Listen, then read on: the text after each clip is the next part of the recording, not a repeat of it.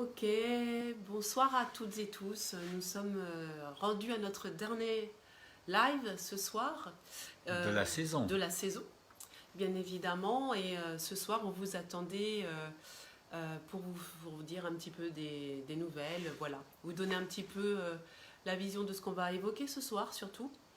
Et qui va tourner autour de... Des principes Vas-y. un peu philosophiques de la Wutao School, de notre façon d'enseigner, de former, de transmettre le Wutao pour des personnes qui veulent le pratiquer pour un art à vivre, c'est-à-dire simplement pour elles-mêmes, et pour ceux et celles qui veulent aussi enseigner le Wutao. Donc il y a différents strates de niveaux de formation et d'enseignement.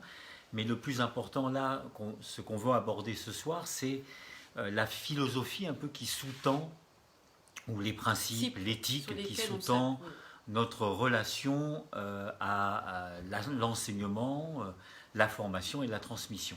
Alors déjà, vous voyez qu'on fait des petites nuances et des petites différences, donc on va sûrement aborder ça le long de ce live.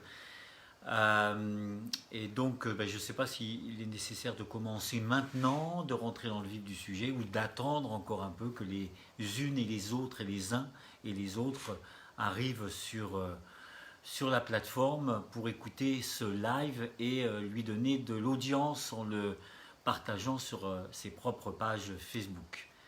Coucou à vous qui arrivez. Donc, on vous laisse un petit peu de temps pour prendre place et se laisser un petit peu effectivement d'espace pour rentrer un petit peu plus dans le vif du sujet pour ne pas durer trop longtemps non plus.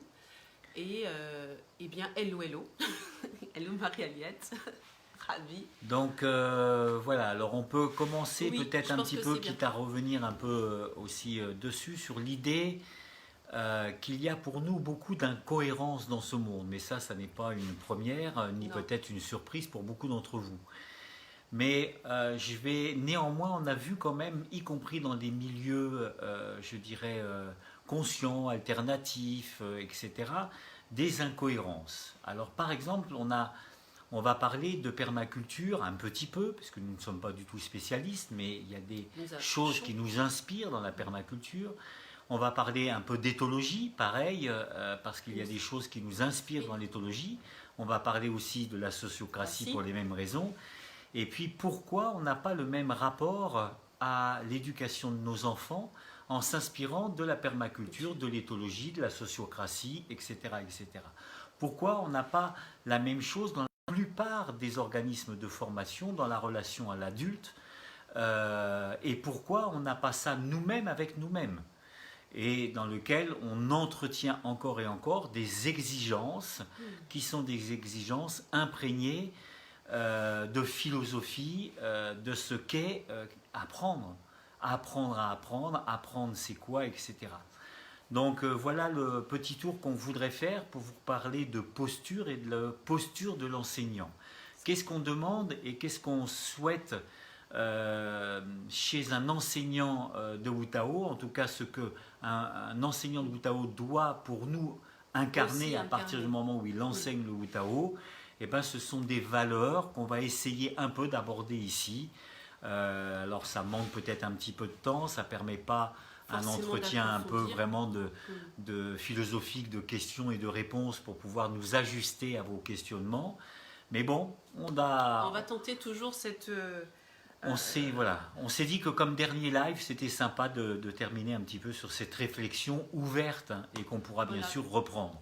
Pour tous ceux qui nous découvrent et qui nous ont découverts, c'est peut-être important de savoir où peut-être vous allez aller plus loin que les zooms, les courants Zoom ou l'envie d'aller aux arcs et puis peut-être vous projeter et pas seulement se contenter des lives pour pouvoir aborder et commencer à vraiment goûter la pomme. Donc là, pour nous, ce soir, ça sera peut-être un peu, comme on disait, de vous dresser un petit peu vers quoi on tente. En tout cas, on n'a pas non plus la comment dirais-je, on n'a pas non plus la panacée de cela, mais en tout cas, on tente sincèrement de tendre vers cet équilibre. Et de plus que si vous vous destinez à un moment donné, vous avez envie de rentrer dans la Wutao School, ça sera effectivement d'avoir conscience d'où vous mettez les pieds et de ne pas être arrivé un petit peu comme sur un cheveu sur la soupe.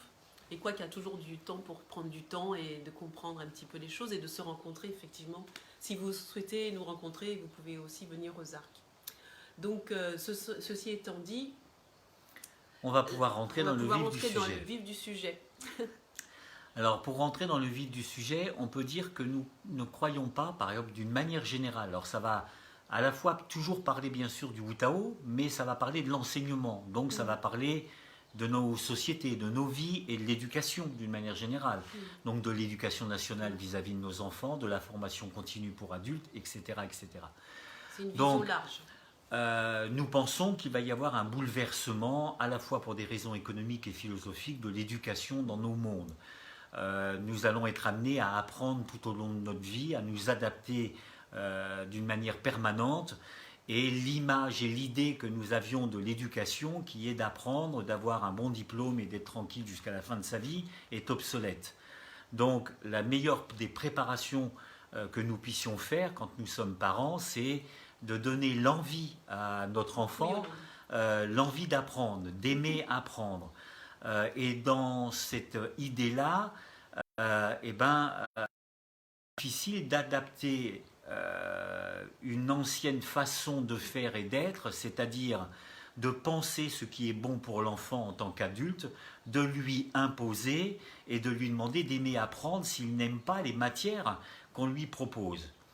Alors tout de suite, ça fait souvent toucher des peurs, puisque ça fait toucher à oui, mais il faut apprendre les mathématiques, à lire, à écrire, etc. Aujourd'hui, quand on se penche un peu sur les connaissances scientifiques, en neurolinguistique, en etc., on s'aperçoit que un individu, même pas seulement un enfant, n'apprend jamais mieux que ce qu'il aime faire, et en plus en jouant.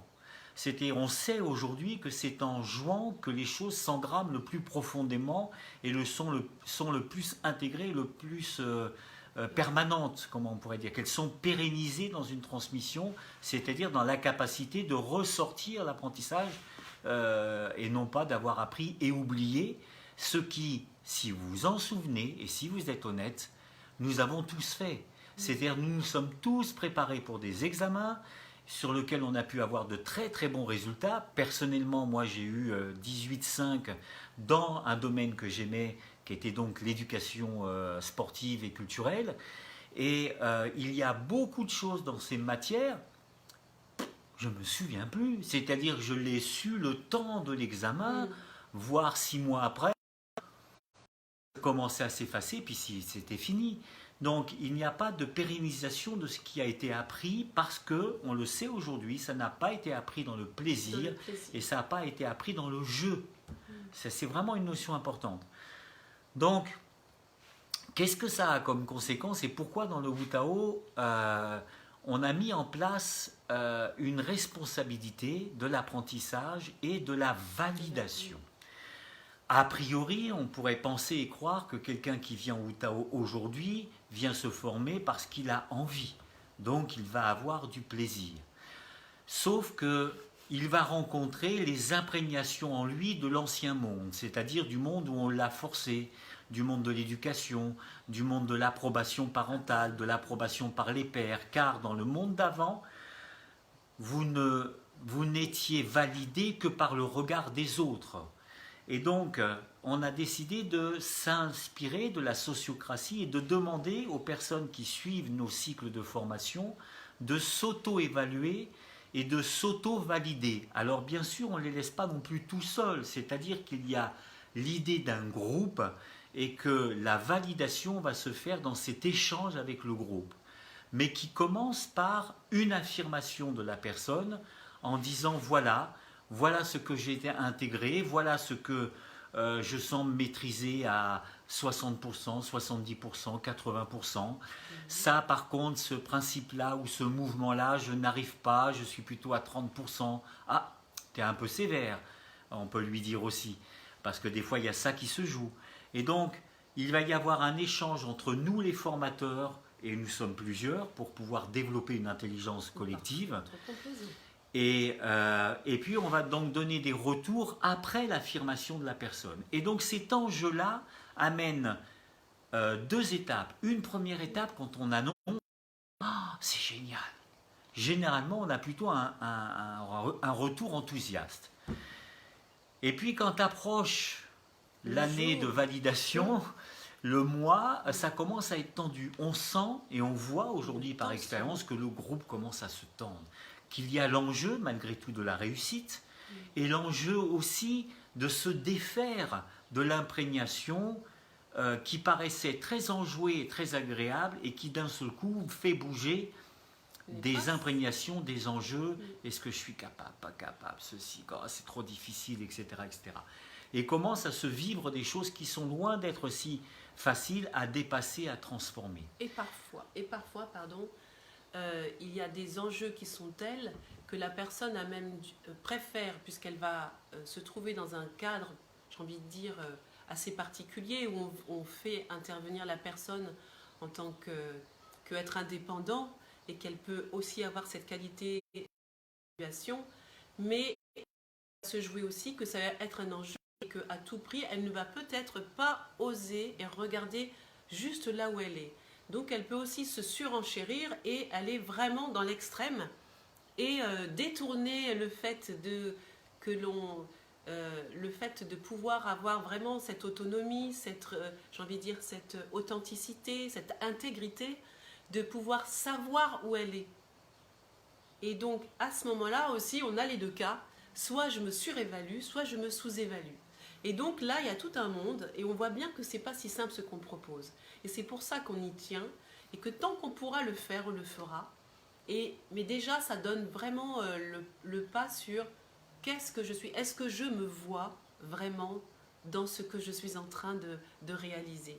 Est-ce que je ne suis pas en surévaluation ou en sous-évaluation? Est-ce que je réponds à l'approbation ou pas à l'approbation? Ou au contraire, j'utilise la faille, parce qu'il y a des feintes parfois qu'on retrouve chez des personnes et qui utilisent ce cadre pour pouvoir faire des choses qu'elles ne feraient pas ailleurs. Donc c'est pas facile, mais c'est très engageant, et nous tenons, malgré cela, à être présents, à pouvoir dire, c'est pas forcément facile quand on est encadrant. En plus, nous connaissons notre art, nous sommes légitimes de notre art.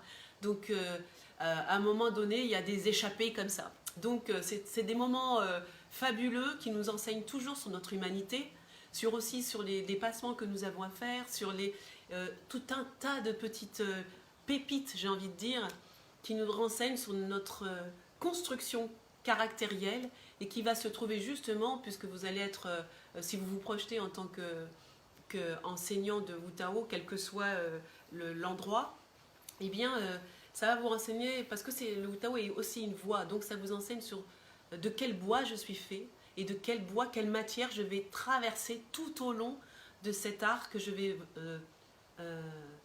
approfondir tout au long, j'ai envie de dire, de toute une vie, parce que nous continuons à l'approfondir. Donc on continue à faire ce lien. Et donc par cela, on tient à constituer un corps d'enseignants, c'est-à-dire vraiment un corps d'enseignants avec la qualité d'une éthique, c'est-à-dire une posture, donc dans le beau sens du terme, c'est-à-dire une posture d'éthique, une posture où l'enseignant, qui n'est pas capable de la même virtuosité qu'un élève, peut très bien enseigner cet élève et l'amener plus loin que son niveau actuel, à la condition qu'il sache où il est, qu'il sache où il est et pourquoi il n'a pas cette virtuosité qu'un élève peut avoir, par exemple. Et que ça ne lui pose pas de problème, parce qu'il y a une différence entre la qualité de pratique, la qualité de virtuosité de sa pratique et la qualité de l'enseignement. Je n'ai pas besoin d'être un virtuose pour être un très bon enseignant. Et donc je peux être un virtuose de l'enseignement et pas être un virtuose pratiquant. Donc c'est important de faire cette différence. Et donc nous avons mis en place ça jusqu'à maintenant. Je ne sais pas jusqu'où on pourra le tenir, parce que ça demande du temps, c'est-à-dire ça demande une présence en face de la personne, ça demande un partage de la personne, ça demande un moment de vulnérabilité, d'ouverture, de connaissance de soi, où notre retour impeccable, implacable aussi, fait que la personne va avoir un chemin très très fort. Et donc par contre on a eu des retours magnifiques, c'est-à-dire on a très rares sont les personnes qui ne franchissent pas ce passage-là. Il y en a, il ne faut pas non plus ne pas le dire, il y en a pour qui c'est trop et qui préfèrent retourner qui sont sécurisés par le monde d'avant, je dirais, ou le monde où ce sont les pères seulement qui valident et où on ne demande aucun de cet effort personnel de changement. Mais la plupart traversent quelque chose et quand ils débouchent là, ils en sont ravis, ils en sont touchés, ils en sont changés profondément. Et pour nous, c'est important parce que ça permet d'avoir un corps d'enseignants qui incarne l'éthique et les vertus de ce passage-là. Les vertus de l'auto-évaluation, les vertus de « je me regarde, je suis capable de me voir ». Je ne suis pas capable d'enseigner seulement dans la théorie de la meute. C'est-à-dire, c'est quoi la théorie de la meute? C'est la théorie où l'animalité de la tribu humaine fait que je ne suis écouté que si je suis meilleur. Oui. Je ne suis écouté que si je suis plus fort. Je ne suis écouté que si j'instaure de la fascination et non pas de la reconnaissance. Et donc, quand j'instaure ça, quand je suis d'un meilleur au niveau, meilleur, un peu écrasant quelque part, et dominant par ma virtuosité, dominant par tout ça, l'autre va m'écouter. Il va m'écouter et je vais pouvoir l'emmener vers une virtuosité, vers un certain niveau. Mais je n'aurai jamais changé l'imprégnation de sa façon d'apprendre. Voilà. Qu'est-ce qu'il a emmené dans son apprentissage, de l'apprentissage, de sa relation à l'apprentissage? Qu'est-ce que j'ai appris en même temps que j'apprends? Voilà. Qu'est-ce que j'ai incarné, intégré en même temps que j'apprends? Ça n'est pas une question de virtuosité. Je peux devenir médecin, professeur de philosophie, je peux devenir peut-être moins professeur de philosophie, ingénieur, je peux avoir un succès de virtuosité de connaissance. Mais qu'est-ce que j'ai appris pour obtenir ça? Qu'est-ce que j'ai imprégné? Qu'est-ce que j'engramme? Et qu'est-ce que je vais donc refaire? C'est-à-dire avec mes enfants, avec mes propres élèves. Qu'est-ce que je vais recommencer? Cette même domination, cette même fascination, cette même frustration, cette même obligation où moi je sais ce qui est bon pour toi et je vais te l'imposer pour que tu aies ce même résultat avec ce même chemin, cette même façon d'apprendre. Et c'est ça que nous essayons de désamorcer avec humilité, mais avec sincérité. Mais c'est pas facile. Et c'est là où on s'inspire de choses toutes simples. La philosophie, pour moi, il y a une révolution aujourd'hui, c'est la permaculture. Si vous écoutez, si vous vous intéressez un peu à la permaculture, vous apprendrez par exemple, et c'est un exemple flagrant que je vais prendre. Au début de ma rencontre avec la permaculture, j'ai eu du mal à croire à quelque chose. Je lis dans la permaculture, je découvre, j'écoute des vidéos, des conférences, et d'un seul coup, j'entends que ça ne sert à rien de labourer. Alors là, j'ai fait... J'ai dit, ça ne sert à rien de labourer?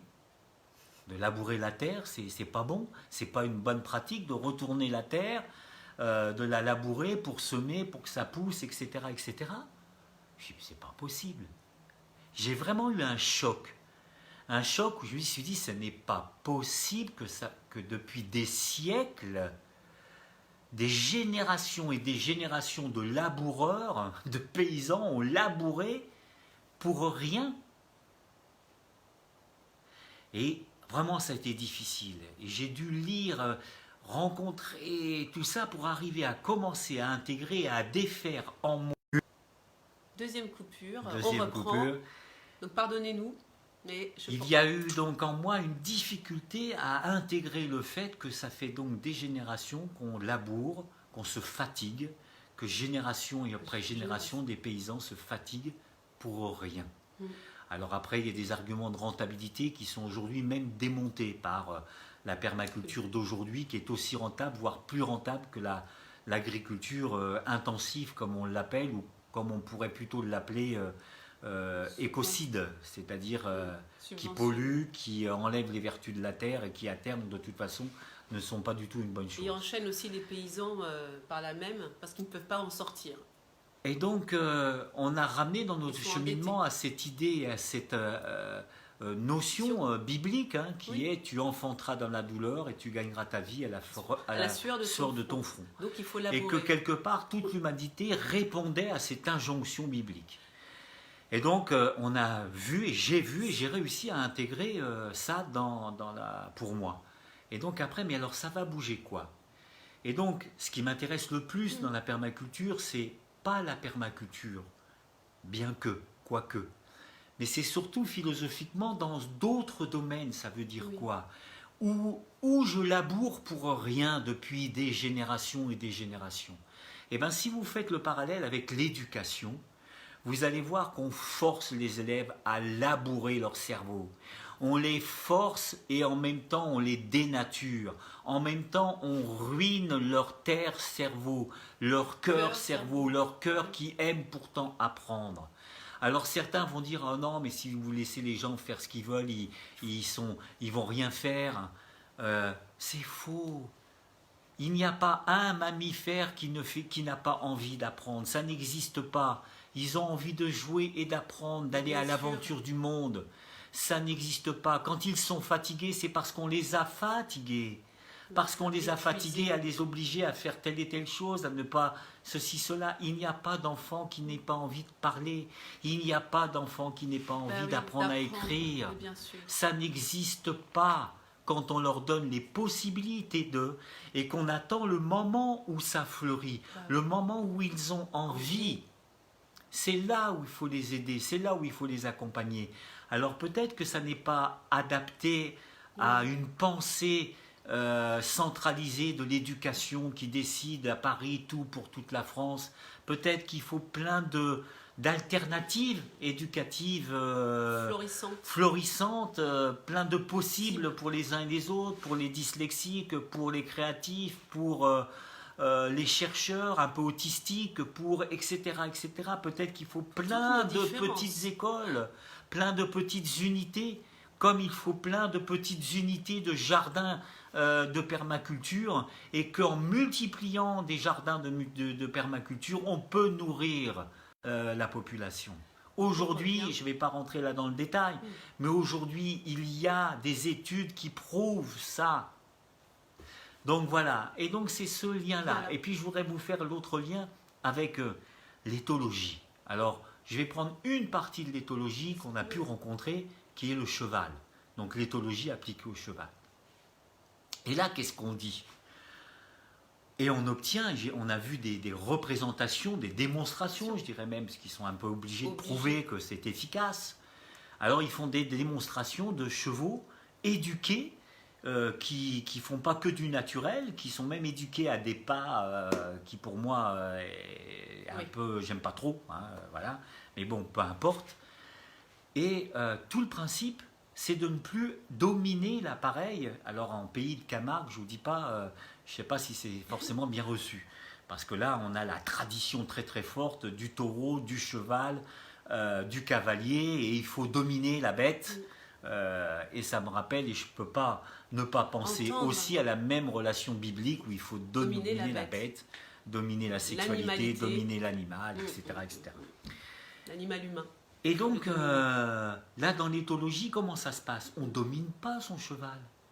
D'abord, on marche à côté de lui. On marche à côté de lui, on lui apprend, dans une relation, à s'arrêter quand on s'arrête. Et on le récompense. C'est-à-dire, quand il s'arrête, en même temps que je m'arrête, donc je marche à côté, je m'arrête, il doit s'arrêter. S'il ne s'arrête pas, il a pas un mort, hein, il a comment ça s'appelle, un licol, c'est juste quelque chose qui lui entoure comme ça le museau. Hop, et on le récompense. Et petit à petit, on s'aperçoit que l'animal aime rentrer en relation. Et il aime être en relation et faire ce que vous lui demandez de faire, comme si c'était un jeu. Et ce qui fonctionne, c'est la récompense. Pas le coup, pas la baffe, que j'ai hélas des fois, par exaspération, comme beaucoup de parents, malgré tout, fait avec ma fille Soliane. C'est arrivé rarement, mais c'est arrivé, je le reconnais. Et donc,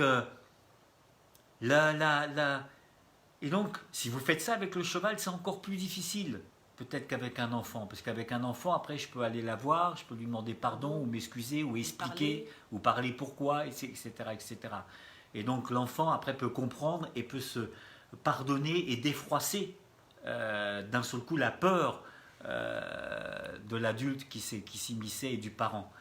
Donc, avec un animal, c'est encore plus dur après à défaire. Donc là, on instaure cette relation de confiance. J'allais dire cette relation de conscience. Oui, aussi, c'est une relation de conscience. Et donc petit à petit, quand tout ça s'est fait, alors je vous passe les détails, mais donc il y a plein de choses qui font qu'à un moment, je peux monter sur le cheval. Et je monte sur le cheval sans selle. Je monte accru. Accru pour que le cheval et moi fassions un, dans une fusion que nous préférons nous appeler osmose. Et à ce moment-là, je marche avec mon cheval. Et pareil, je vais commencer à lui donner des informations avec l'assiétage de mon bassin. Exactement comme en Wu Tao. Exactement pareil. C'est-à-dire, je vais lui demander de s'arrêter, d'avancer et de reculer suivant le positionnement de mon bassin. Uniquement.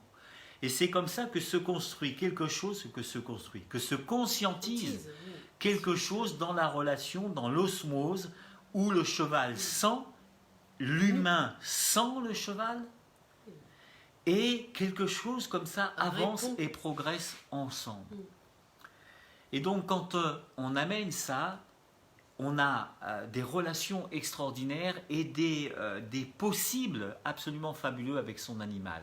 Alors par contre, ça demande un investissement, effectivement, qui est plus grand que celui qu'on pourrait avoir en se réfugiant dans une autorité dominante, plus facile dans un premier temps, encore une coupure, et qui laisse à l'adulte du temps pour lui, quoi, voilà, les faits et devoirs, etc., etc. Donc c'est plus impliquant et plus engageant. Donc, quand on rencontre des personnes dans ce milieu-là qui arrivent à faire ça et qui défendent cette idée d'éthologie avec le cheval, quand par contre on leur parle de leur enfant, ah non. C'est-à-dire que là, ils n'arrivent pas à appliquer ça avec leur enfant. Il faut que leur enfant soit performant. Il faut qu'il parle. Oh là là, il ne parle pas encore. Il n'a pas le niveau par rapport à l'éducation nationale, par rapport à ceci, cela. Et nous, là, on est là en face de ça, amoureux de l'éthologie. On dit, mais tu fais ça avec ton cheval, tu y crois avec ton cheval et tu n'y crois pas avec ton enfant? Ça va pas. Tu fais ça avec le cheval, tu es formatrice en formation continue et tu fais pas ça avec les adultes. Pourquoi? Parce qu'il y a la peur. Parce que peur que le résultat soit pas là. Parce que pression de l'exigence de mon propre résultat en tant que formateur ou formatrice qui va être évalué et que mon salaire dépend de ça, ma place dépend de ça. Donc je formate à mon tour. Dominé, dominant, dominant, dominé, qui domine à son tour et qui a besoin, etc., etc. Et c'est la chaîne. Donc, voilà. Donc, en Wu Tao avec Imanu, et je dois dire quand même là, et je rends honneur à Imanu parce que je parle toujours un peu plus qu'elle, mais si nous en sommes là dans le Wu Tao, c'est grâce à sa perception et ses origines dans lesquelles, dans son histoire, se mélangent les Blancs, les Noirs et les Amérindiens, les natifs de l'île des Antilles, et sans rentrer dans le détail. Et donc, cette histoire-là d'esclavage subi et d'esclavage organisé, donc le blanc et le noir, fait qu'elle n'a jamais supporté cette autorité-là. Elle l'a subie, mais elle ne l'a jamais supportée. Et donc, dans notre relation, elle m'a beaucoup apporté dans le sens de se défaire et oser se défaire de ce rapport-là de maître. Et oui, de maître et de maîtresse. Et puis en plus, au niveau psychanalytique, maîtresse, quand même, ça a un autre sens. Donc, ça serait bien de le changer. Donc, de maître à l'autre, donc d'adultisme, c'est-à-dire de dominant, même avec bienveillance. C'est-à-dire que L'adulte, je sais ce qui est bon pour toi. Je sais qu'il faut que tu te forces à apprendre ça. Je sais qu'il est nécessaire de t'obliger à faire ça, sinon tu vas pas. Mais d'où ça vient ça? Osons se réinterroger ça. Et j'ai beaucoup aimé, je rends honneur à Stéphanie, qui est décédée maintenant, la maman d'Imanou, et qui un jour, dans ma peur, moi, de voir Soliane au bout de 2 ans encore venir au sein, et Imanou par contre vivant ça, etc. Je parle de ma crainte à Stéphanie, et elle me dit, avec là toute la profondeur et la sagesse de sa créolité, elle me dit, Paul, t'inquiète, on n'a jamais vu d'enfant rester au sein. Un jour il décroche. Un jour, l'attirance du monde extérieur est suffisamment fort pour partir. Il n'y a pas besoin de forcer ça. Et aujourd'hui, la science donne raison. Alors, ou la donne raison, j'aime pas ça d'ailleurs, parce que ça remet même le même rapport. La science prouve cette connaissance empirique d'une manière scientifique, mais elle était déjà là. C'est-à-dire la connaissance empirique est une science. Ce qui est important dans notre monde, c'est de mettre les deux en lien si on a besoin de valider cette connaissance par des connaissances scientifiques. Mais la connaissance empirique est une connaissance. La connaissance scientifique l'est peut-être même moins puisqu'elle évolue tout le temps. La connaissance scientifique d'aujourd'hui va être démontée peut-être par celle de demain, ou en tout cas approfondie, etc. etc.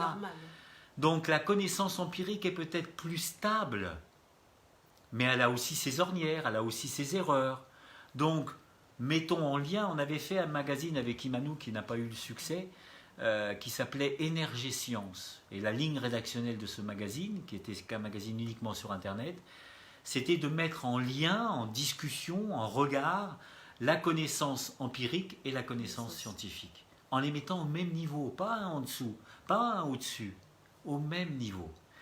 Et donc, la connaissance scientifique a appuyé quelque part cette connaissance empirique que Stéphanie m'avait formulée ce jour-là. Et on sait aujourd'hui, dans les expériences qui se sont faites de cocooning, si vous savez, par exemple, de laisser l'enfant, comment on dit, Manu, se sevrer tout seul, se sevrer du sein tout seul, se sevrer du lit de ses parents tout seul, etc. Et on s'aperçoit en fin de compte, quand les conditions intérieures et extérieures sont là, l'enfant se sèvre tout seul. C'est-à-dire qu'il a suffisamment été arrosé pour grandir et passer à l'étape suivante sans trou. Oui. Parce que nos enfants, bien sûr qu'ils passent à l'étape suivante, mais avec quel trou, avec quelle frayeur, avec quel manque de confiance, avec quelle angoisse. Voilà, c'est que ce dont nous voulions vous entretenir. Et donc nous n'avons pas la prétention d'un savoir défini là. Nous avons la prétention d'ouvrir des portes. C'est-à-dire que le questionnement pour nous là-dessus est plus important que la réponse. Absolument. Nous n'avons pas la réponse. Mais par contre, on a les questions. Et du coup, ça donne vraiment toute la subtilité, la difficulté, et à la fois aussi le côté très intéressant que de rentrer dans cette dimension. Donc voilà, c'est pas que nous n'avons pas aussi dans l'enseignement quelque chose qui fait qu'on n'enseigne pas et qu'on te laisse faire et ainsi de suite. Non, il y a justement savoir ce qui a entravé la possibilité d'être, d'être naturel quant à recevoir quelque chose, naturel quand on débute, et on en avait déjà un peu évoqué dans les premiers lives, de l'apprentissage, d'être vraiment serein, et ça bouleverse beaucoup de choses. Et là, c'est un vrai pan de notre société, c'est pas rien. Parce que dès notre plus tendre enfance, on commence à nous mettre... on va quitter nos parents, on va aller en crèche, pour le mieux pour certains. Et puis on va aller en maternelle et on va s'asseoir à une table avec les mains comme ça. Et bien ça, c'est le formatage. Donc aujourd'hui, je pense que dans tout ce qu'on vit aussi, c'est important. Donc nous, au cœur de l'école, de la Woodhouse School, c'est aussi, on sait que c'est un grand pas et une grande partie à détramer, à défaire. Et ce n'est pas rien. Voilà. Je voulais aussi parler un tout petit peu pour rendre honneur un peu et puis pour vous permettre d'aller fouiner si ça vous intéresse. Donc à tout le courant des écoles démocratiques. Donc les écoles démocratiques, c'est une révolution là aussi philosophique où le principe vraiment fort qu'ils affirment, c'est que il faut laisser les enfants faire ce qu'ils aiment et ce qu'ils ont envie de faire, y compris rien. Et toutes les expériences, puisqu'aujourd'hui il y a une vingtaine d'années de recul, peut-être un peu plus, on s'aperçoit que sur le recul, eh ben, il n'y a jamais aucun enfant qui ne font rien éternellement. Alors oui, il y a des enfants qui se sont mis dans les écoles démocratiques ne rien faire dans le regard des adultes, hein, oui, oui. Pendant 2 ans par exemple. Alors c'est sûr que là pour les parents, chapeau, hein, je ne suis pas sûr que je serais capable de tenir pendant 2 ans et à laisser ma fille, alors quand il dit rien, en fin de compte c'est pas rien. C'est-à-dire c'est dormir le matin, c'est d'un seul coup faire du dessin pendant toute une journée, et puis c'est tout. Voilà. Et puis le lendemain, faire des jeux sur ordinateur pour certains. Et je vous donne le cas d'un enfant qui a raconté, voilà, qui s'est mis donc à faire des jeux. Et donc il était tout le temps sur ordinateur et les parents, bien sûr, s'inquiétaient, étaient anxieux. Et donc ont dû se défaire de leur propre projection, de leur propre peur. Puis au bout de 2 ans, après avoir joué, cet enfant en a eu marre. Et donc il s'est intéressé à la programmation. Et donc il s'est mis à faire de la programmation. Et puis d'un seul coup, au bout de 2 ans, enfin les années ne sont pas forcément justes, hein, je vous donne, c'est plus l'histoire et l'enseignement de l'histoire qui est intéressant. Il s'est mis donc à faire de la programmation, puis au bout d'un moment, 2 ans, il a voulu aller plus loin. Il s'est dit, je veux être un programmeur. Alors, merde, pour programmeur, merde, il faut faire des études, il faut le bac. Bon, alors je vais me mettre, je vais passer le BEPC, je vais faire ceci, cela, etc. Et donc il se met tout seul avec des demandes de soutien d'adultes, mais il se met, voilà, et il réussit. Et puis à un moment, il en a marre de la programmation, il se dit, ce qui m'intéresse, c'est comment ça se passe dans la tête des gens. Et il passe le bac, il va à l'université, il devient docteur en neurologie. Oui. Voilà. À partir du moment où il a eu envie, ça s'est fait. Et les efforts ne sont plus des efforts induit par l'autre, par l'adulte, par le parent, ce qui rend la vie insupportable aux parents et ce qui rend la vie insupportable à l'enfant. C'est vraiment c'est du même ordre que de labourer la terre, bon Dieu, c'est aussi fort. Et donc, bien sûr que c'est pas facile, bien sûr que ça nous demande... Mais quand on sait que tous les métiers de demain n'existent pas aujourd'hui, à quoi ça sert de vouloir que nos enfants et telle maîtrise qui n'existera pas demain. Donc la seule chose sur laquelle on se doit de les aider et aider les adultes, c'est aimer apprendre à apprendre. Mais pour aimer à apprendre, il faut pouvoir déjà aussi retrouver qu'est-ce que j'aime. Exactement. Quand on accompagne les personnes, nous, les adultes, quand on leur dit mais c'est quoi ton rêve, qu'est-ce que tu voulais? Des fois, simplement cette question, et on a des pleurs, ou on a des blocages totaux. C'est-à-dire qu'il y a quelque chose qui a été castré, qui a été tué. C'est qu'est-ce que tu aimes, qu'est-ce que tu avais envie de faire? Rien. Aujourd'hui, on a encore ça beaucoup de notre jeunesse. Aujourd'hui, vous allez entendre du commerce. Mais je suis désolé, personne n'a envie de faire du commerce. À part, quelqu'un se reconnaîtra, les Libanais. C'est un clin d'œil. Donc, personne n'a envie de faire du commerce.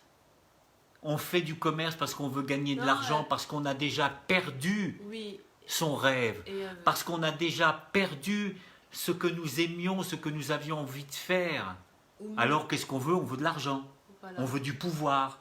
C'est de la maladie, c'est de la perversité. Parce que je ne peux pas vivre ce que j'aime Alors, je me pervertis et je veux du pouvoir, soit par l'argent, soit par la politique, soit par... voilà. ouais.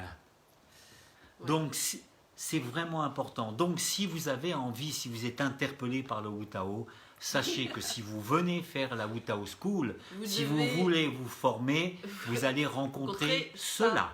Voilà. C'est-à-dire qu'il va vous être demandé de participer gentiment, puis de plus en plus, à un laboratoire.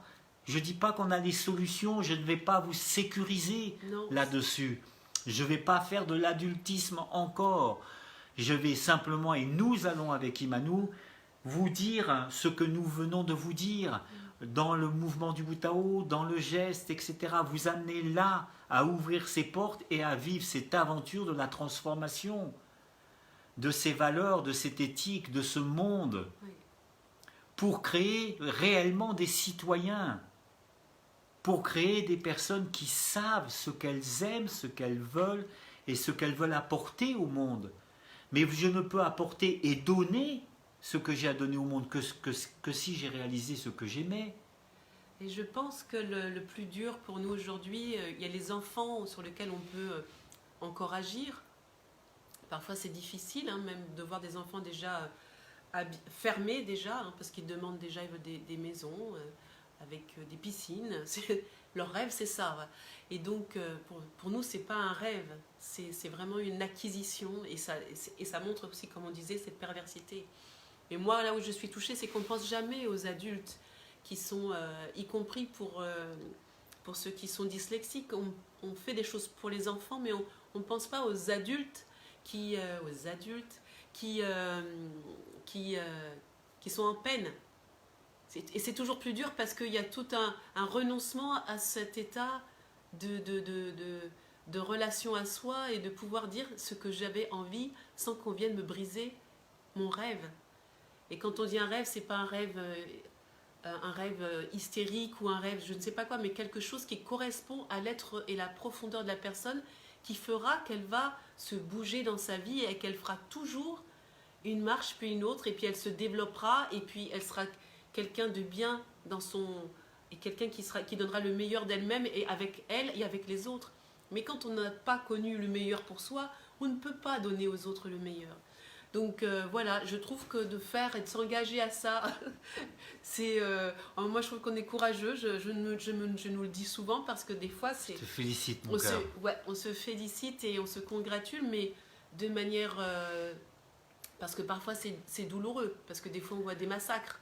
Parce que des fois il serait plus facile de faire une Wu Tao School où on vous donne une note et puis c'est voilà. Et vous avez votre validation ou pas. Alors que parfois on a... Énergétiquement c'est plus facile. C'est moins engageant.